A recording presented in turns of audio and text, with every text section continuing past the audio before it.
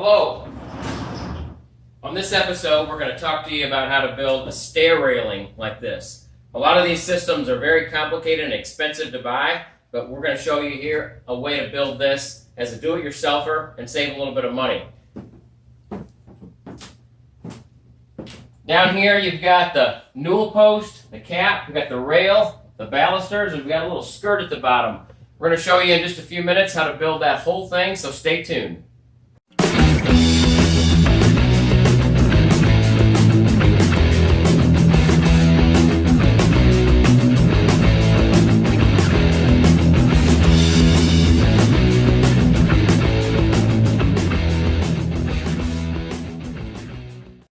Alright, I spent the last few minutes cutting these 1x6s with a 45. You can see how they come off the saw here because I've got it set at a 45.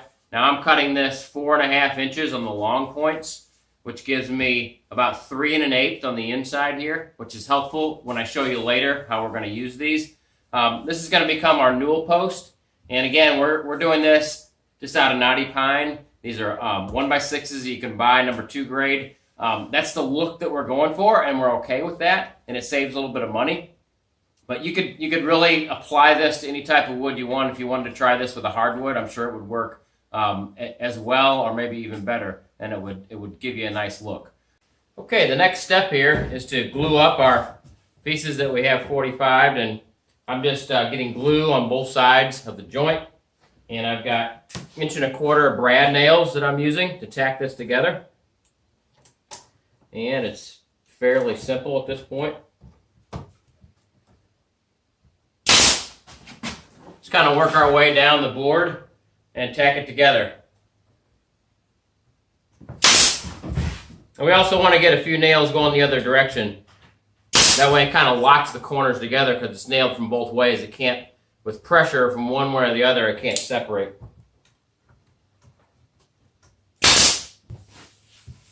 Always keep a wet rag handy while you're gluing up so you can wipe your boards down right away. Additionally, if you're not familiar, if you're going to stain this, make sure that you get every bit of the glue off of there, because that glue will show drastically when you go to stain it.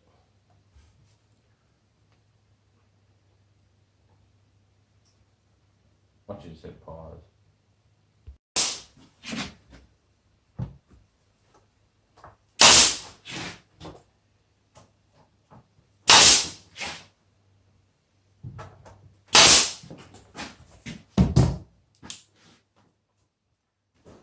Okay, the next step here is to do a little sanding, but I also want to show you a little trick too to help soften these corners. You can sand those off, but sometimes it can open up the joint just a little bit. So what I do is sometimes take a round screwdriver like this. It's kind of a nice and large diameter, not something real tiny, but this larger diameter. And just kind of rub it along here, and it kind of flattens that corner just how we want it. I kind of go a little bit both ways, a little bit this way, a little bit that way. Kind of knocks that corner down, and it kind of rounds it slightly and brings it together for me. Then when I sand that, it'll look real nice.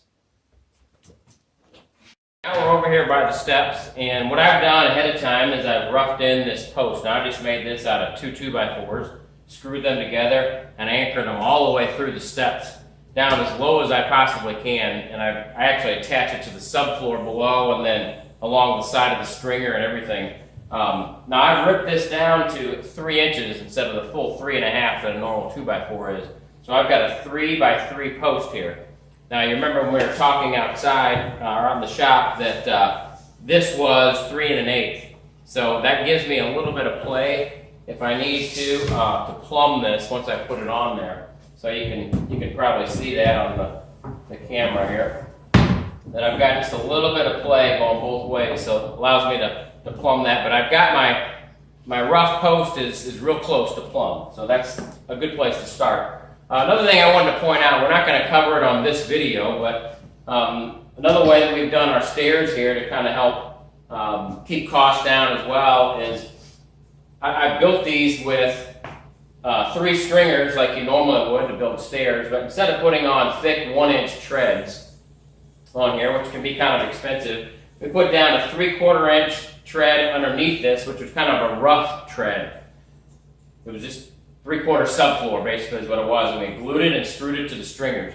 Then afterwards, we came back and made these final treads out of 1-bys, and they're only 3/4 of an inch, so they're not quite as strong as a real strong hardwood 1-inch tread like you normally see would be, but with the double 3/4, it works out pretty well, so we feel like we came out with a nice set of steps.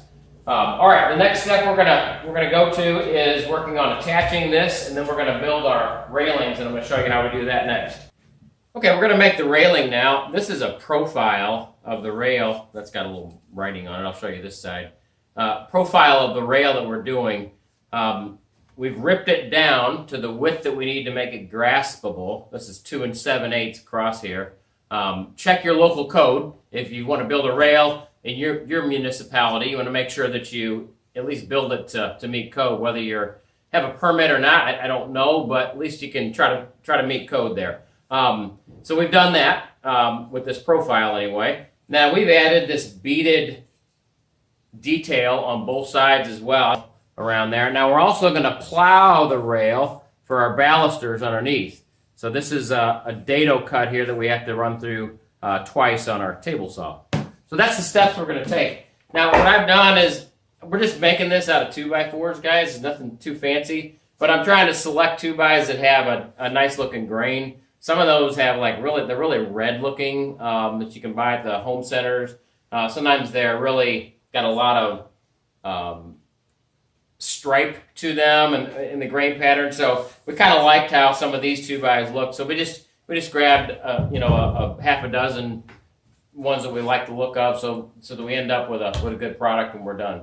First thing we're going to do is do the round over on the top edge of the handrail, and I've just got a round over bit in here with a bearing, and we've got it set to where it's going to just cut the top off and not leave a ridge here. We don't want a ridge. We want to keep this smooth. Now your profile might be different. You can dream up anything you want, but this is our profile.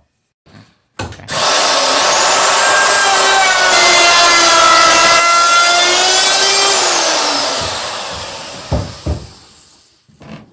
Okay, that finishes out the top of the profile. Now next we're going to run our little bead on the bottom here, and then we'll send it through the saw with the dado. Okay, we're going to use now this little bead bit. Again, it's got a bearing, and it cuts this little bead, and it rides across the surface of the wood.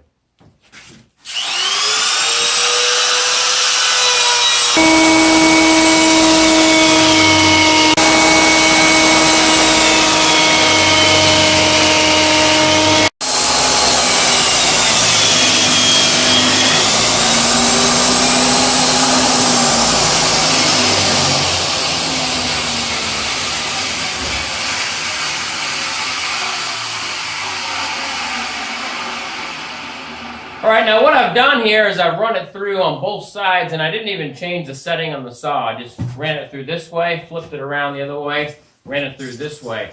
That guarantees that my distance on both sides is the same, because that's the distance between the dado head and the fence. So now I know my groove is in the middle. Now I've calculated what the distance needed to be here ahead of time so that I had my spacing that I wanted for my dado. This is going to be to receive our balusters.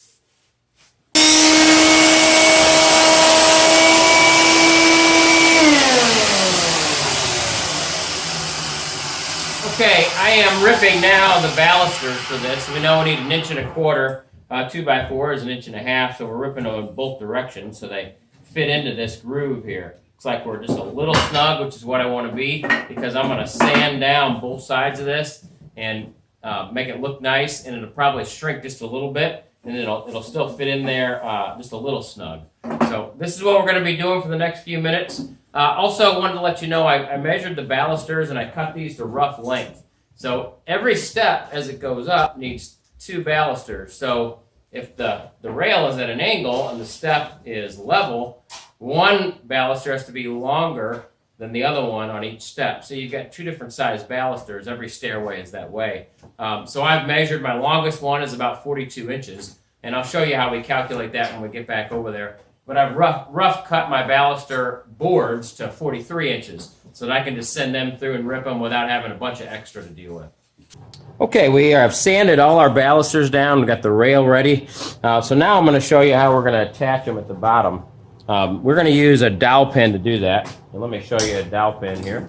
Okay, so this is a 1/2 inch dowel pin by 2 inches, and we're going to drill it into here, and we're going to leave it stick out about a 1/2 inch because remember we have those 3/4 inch treads on the stairs, so we're going to go drill those with our hole to receive this dowel pin, and we have about a 1/2 inch sticking out. Then we're going to turn these over and attach them into the stair tread that way. But let me show you how we do this. We've marked the center here of our baluster. It's an 1¼ inch baluster, so 5/8 over is the center. Then this is a doweling jig. So we've set up our doweling jig with a 5/8 back set off of the front edge here. So that's halfway on our baluster. And if we take this little centering line on the doweling jig and line it up with our mark on our baluster and snug that there, now we can drill our hole right in the center of the baluster, right where we want it to be. All right, so here I have my doweling jig with my drill bit. Now we want to set up our stopper, and I'll show you how to do this. Once you put the drill bit in, it'll be touching the wood. So we want to measure here 1.5 inches, and then tighten our stopper on the drill bit so that we only go in the wood 1.5 inches.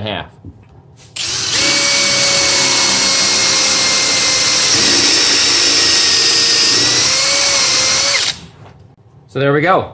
Got our hole ready to receive the dowel pin. Now we'll put a little glue in there and drive this dowel pin in. Now we don't want to fill the hole up with glue, but you want to get a little glue in there. And then on the sides of this, dowel pins are fluted. You can see that on the camera. They're fluted for that reason, so that when the glue bottoms out in the hole, it has a way to find its way out as a relief point. So you may see the glue start to squeeze out a little bit here. I don't know if it was too noticeable. Sometimes you can see it come out there though. But we're going to take our rag here now. Pardon me. Take the rag here and make sure we don't have any glue on the edges. All right, so now that is ready to go. Okay, now we're back at the steps. I've got the railing clamped on here in place so that we can get our height. Now what you want for your height is 36 inches off the front of the nosing of the stair. So that's not the same connection point on the newel post, because down here 36 inches is way down here. So at the front of the stair, the top of the railing has to be 36. So I've set that at both ends with my clamps. Now I'm trying to lay out my newel post here, and what I've done is I've measured over the distance off the edge of the stair tread to the middle of the newel post. That's 4 3/8, and I made this little jig. So now what I can do is I can lay this out and find my mark and drill my holes and slide it over, and I'm always going to be 4 3/8 back from the edge of the stair. That's what I want to be, straight line all the way up. So now what I've got to do is lay out my balusters. Now, the current code says that it can't be more than 4 inches apart. In fact, it says a 4-inch sphere can't go through there. So if you're exactly 4, I guess you're okay, but it's kind of tight. So what I usually try to do is set them at 3.5 or 3 3/4 or something like that. Now, the problem with the stair is if you do that, you just kind of lay them out 3 3/4 and you start going, they're going to start shifting in relation to the stair. So you'll end up, it'll start looking funny because these will start moving closer and closer to the edge of the stair. In fact, one of them could be off the edge of the stair. That wouldn't be good. So what I've done is try to lay out a spot on each tread that works for all the gaps. So we're actually going to be a little wider. We're like 3 7/8, but that's okay. It's going to put me at a certain distance off here, which is going to be 3 3/4 off of my riser. And then I'm going to be at 8 3/4 off my riser to the center of this one. So each one's going to have that same marking on the tread so that it all looks uniform. Now another thing too, as far as measuring heights, we're going to measure the height off of my mark. We're going to come straight up with a plumb line, and I'm going to come up to the top of my groove that I made in the bottom of the rail. So that fits in there, and then we're going to cut that angle and fit it there. you don't need to measure each one because we want the same distance off of each stair. So if I've got that an 1/8 inch low up there with my clamp, I don't want to care about that. So I'm going to measure these first two, then I'm going to cut them all the same so that the rail will just follow the height of the balusters off of the stair tread, and we'll be in good shape that way. I'm also going to take a pencil and make a mark back here to help mark my angle, but there's other tools that you can use for that. If you guys have something like this is called a sliding T-bevel. Slides like this. You can put it all the way out here, kind of tighten your clamp, and you can set your angles that way. You can put it up against your newel post and check it against your rail there. We can mark that for our newel post. If this was plumb, I could mark that and check my angle here. So that's a nice tool to have for something like this. But you can also just mark the back of there too. So, alrighty, I'm gonna spend a few minutes cutting some of the angles, and I'm gonna show you how I'm gonna drill these and install a couple of the balusters.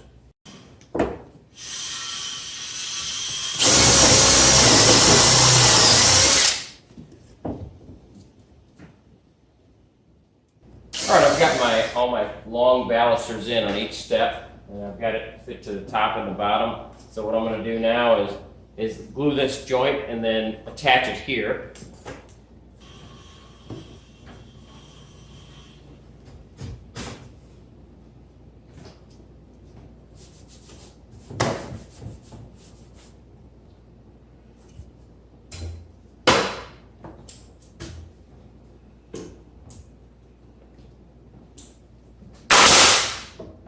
Okay, we'll do the same with the top once we get everything put together, but now I'm going to go ahead and fill in my short balusters. And I'm checking them with a level each time, making sure they're nice and plumb. And then I'm going to tack them with some brads up under here so we don't have any nails from the top. So we'll go ahead and work on that, and I'll show you the next step in a few minutes.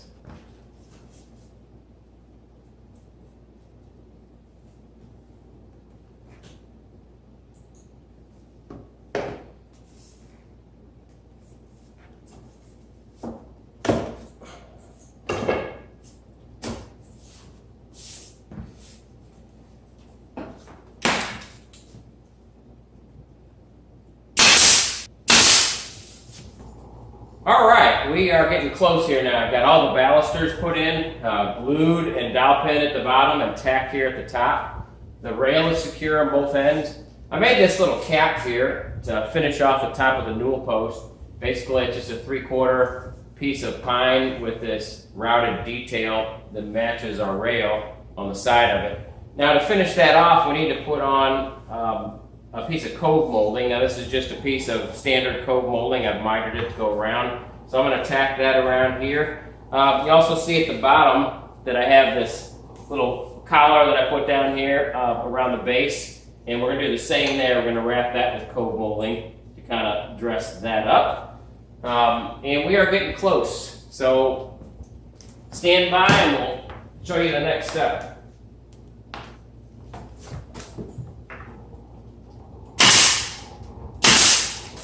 Okay, we've got the post wrap at the top and the bottom. I know you can't see that right now. I'll show it to you in just a minute. Kind of the last step is to install this fillet bar. And I put the first one in here. And you just need one nail to tack it. It's not a big deal. Usually they stay in there pretty tightly, but you don't want to trust that because in the wintertime, when you run your furnace, everything will dry out and shrink and they'll fall out on you. In the middle of the night, you'll hear them fall out and your wife will say, somebody's broke into the house, and you'll have to go check it and all that. So you don't want to do that. So tack them in there. Anyway, I'm going to work my way all the way up. I'll show you the end result and we'll be ready for a couple coats of finish. All right, I'll talk a little bit about this fillet piece. Actually, what I did is I just made an extra baluster and then ripped it down to the thickness of this dado plus a little bit, about a 1/16. Usually that sticks down about a 1/16 from the bottom of there. So this is our last one to go in. All right, so I tacked this last piece in. Now the last thing we'll have to do is go over with some fine sandpaper. I'm going to do that with some 220 here. Actually, this is 150. I'm sorry. 150 is probably better for what I'm doing. This is pine. Pine you don't want to sand super smooth. If you guys are using hardwood, you can go all the way to 220 without a problem. Now, I don't want any comments out there about some of you professional stair guys saying how cheesy this is now. This is actually a good product for a lot of different decor. So if you've got like a maybe cottage type house or a cabin type design, works really well and it saves a lot of money. Guys, I only got about 5 2x4s in this and a couple of 1x here, a little bit of a cove molding, and probably got like $85 in this whole thing. So it's a really economical way to finish a stair railing yourself, and it actually looks pretty decent. When I get a couple of coats of finish on here, we'll put a picture up, but it's gonna look fine and nice, and it'll serve us for a lot of years to come. So if you guys think this is gonna help you or help someone you know, please share this and comment below and like the video. It helps us get seen by others so we can help more people. All right, hope this helps you to bring your family home.